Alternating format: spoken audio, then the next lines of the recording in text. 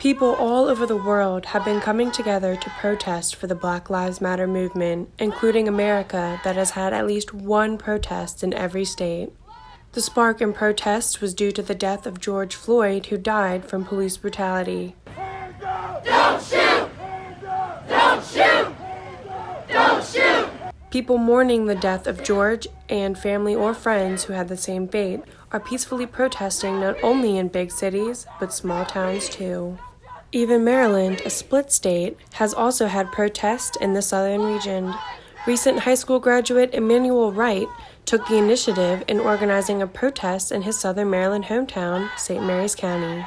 I wanted to organize a protest because with our county being quite conservative with an All Lives Matter point of view, I thought it was important to show that there's so much support for the Black Lives Matter movement in our own hometown and to set the record straight on what the Black Lives Matter movement was all about. Although St. Mary's is a predominantly white county, there were people of all ages and races who showed up to the protest. Protesting is extremely important because if you just sit there and let things happen without trying to even create a change or create a ripple in society, nothing's going to happen.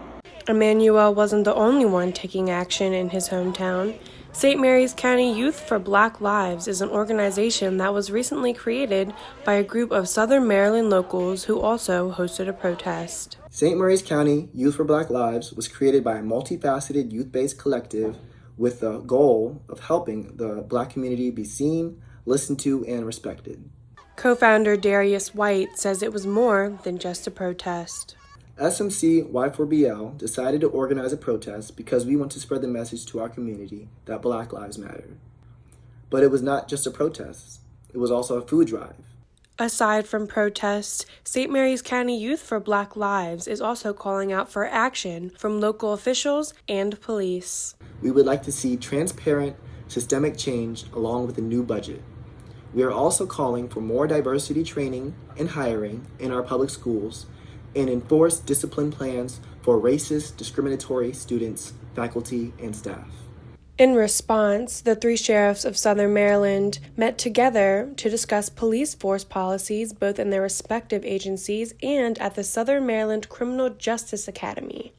The three Southern Maryland sheriffs at the summit all agreed that they were not aware of racial bias issues within their deputies, but that chokeholds are not being taught at the academy and have not been permitted for at least a decade. Aside from protesting against police brutality, Marylanders are also signing petitions to get the KKK to be considered an official terrorist group, which according to the Southern Poverty Law Center, the KKK is one of the 20 active hate groups in Maryland as of 2019.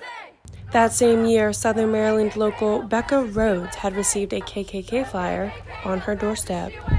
To see a KKK flyer and to realize that they are organized in their hate, to realize that they're recruiting members to their organization and they're facilitating this drive in the community was so shocking because you just never realize the extent of the evil that is existing in your community.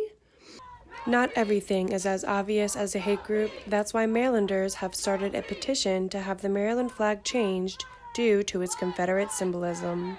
Baltimore history teacher James Baker explains that although the flag may look cool, he understands why there may be controversy.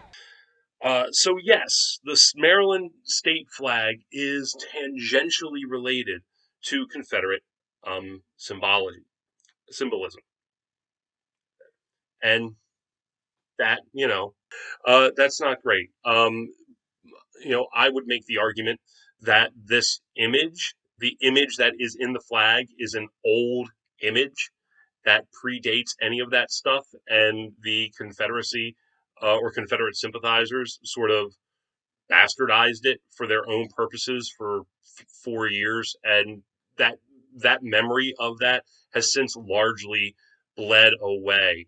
But if you drive through Maryland and you see people flying just the Red Crossland banner, that's some deep-cut racist right there. More protests and rallies have been planned statewide for the month of July, and St. Mary's County Youth for Black Lives says their work is not done yet either. You can follow their Instagram for more updates and information. I'm Amber Hubenschmidt, reporting. Black Lives Matter!